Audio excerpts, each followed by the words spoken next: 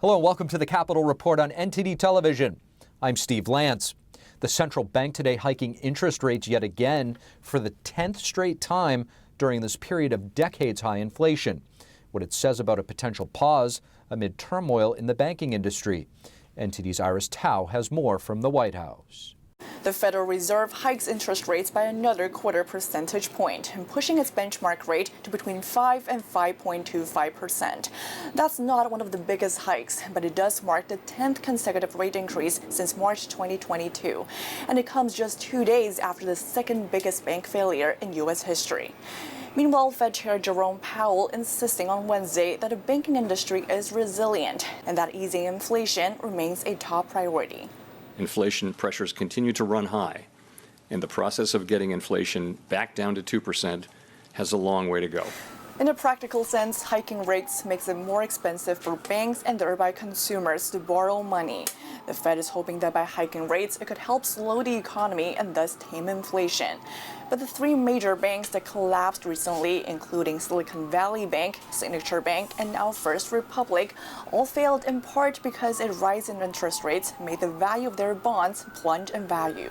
Amid growing concerns, the Fed stopped saying in its latest policy statement that it anticipates additional tightening. But Powell says the change in wording does not guarantee that rate hikes would pause. A decision on a pause was not made today. We'll approach that question at the June meeting.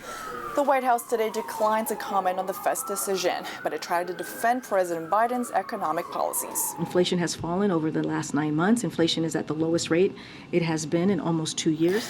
But Republicans say the very reason why Americans keep seeing rates going up is excessive spending by the Biden administration. The underlying cause of that inflation is, make no mistake, excessive federal spending. The latest hike also comes as Biden and Republicans are fighting over how to raise the debt ceiling. Republicans are insisting on spending cuts. The White House on Wednesday reiterated that Biden would not accept that condition. Reporting from the White House, Iris Tao, NTD News. And senators today on Capitol Hill putting pressure on the White House to hold the CCP accountable for selling solar panel parts, oftentimes made with forced labor. NTD's Melina Wisecup has more details from Capitol Hill. So, Melina, we know this effort has attracted some Democrat support today. What can you tell us? So the Democrats' response here is pretty split now, but some Democrats are not shy in expressing their opposition to the White House. We saw that with tonight's vote. There was a good handful of Democrats who voted with Republicans to overturn the Biden administration's rule. But we'll get into the Democrats' response on this a bit later. First, I want to show you what Senator Rick told me earlier about why he prioritized pushing this vote today. Watch.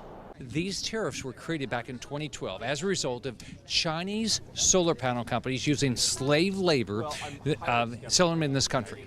They were dumping them on this economy to kill our jobs. On top of that, they were subsidized by the Chinese government. Now what we found is these same companies were sending, to get away from the tariffs, they're sending them down to Southeast Asia and shipping them here. The Biden Commerce Department caught them. Right? And then Biden says, oh, no, don't worry about that slave labor. Don't worry about them violating our laws. We're going to give them a 2-year reprieve. That's wrong. Now, like I mentioned, there are some Democrats who are aligning themselves with Senator Scott's position here because they say that waiving these tariffs undermines our human rights standards, but also forces American manufacturers, solar panel manufacturers, to compete with cheap slave labor from China. But other Democrats, however, say that reimposing these tariffs would burden American manufacturers. But one Democrat senator that spoke on the Senate floor today has the exact opposite point of view. Here's what Senator Sherrod Brown said just moments before voting with Republicans on this. We'll show you what the senator said, as well as an exchange I had earlier today with Senate Leader Chuck Schumer on the issue. In the end, it's a simple choice. Whose side are you on? The side of the Chinese Communist Party or the side of American workers?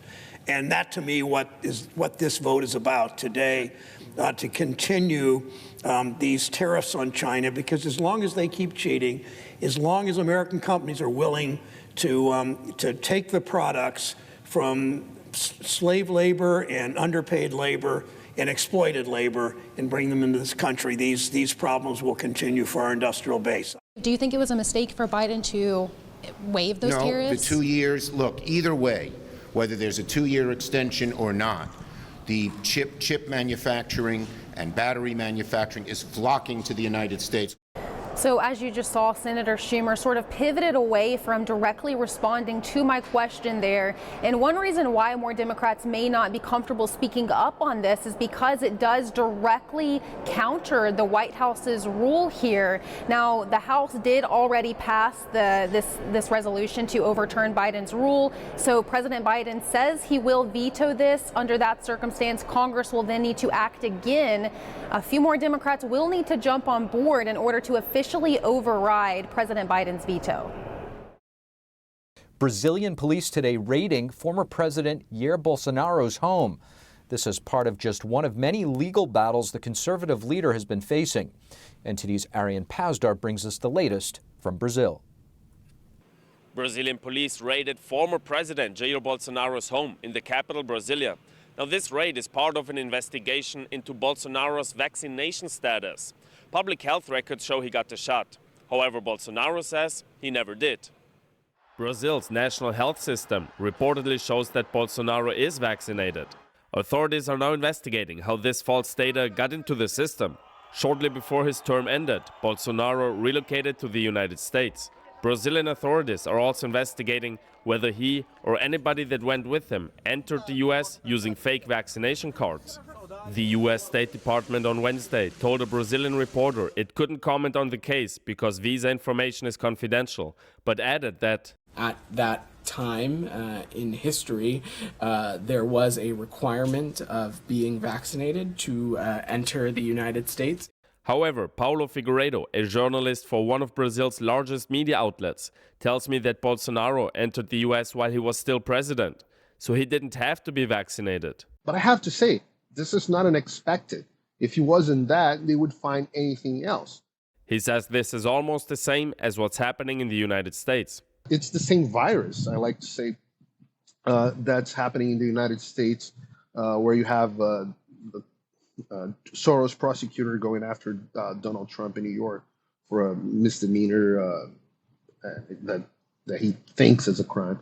So, but it's the same virus. It's the same idea of weaponizing the judicial system, the judicial power to go after political adversaries. Bolsonaro on Wednesday morning commented on the raid. My mobile phone has been seized. My phone has no password. I will make that very clear. I have nothing to hide. Not only about the vaccination card, I have nothing to hide about anything. Brazilian police commented on the operation, saying in total they're serving 16 search warrants and 6 arrest warrants. Now, those are being executed in Brasilia, but also here in Rio de Janeiro, a state Bolsonaro represented for over a decade. Arian Pazdar, NTD News. And the Department of Labor saying it's found children as young as 10 years old working at various McDonald's restaurants throughout the state of Kentucky. The fast food chain responding, saying the news is, quote, deeply troubling. The Department of Labor made an investigation into these 3 franchises. They found that 305 children were working more hours than legally permitted or performing tasks not allowed for young workers. One company, Bauer Food, employed 2 10-year-olds but did not pay them. Investigators say they sometimes worked as late as 2 a.m.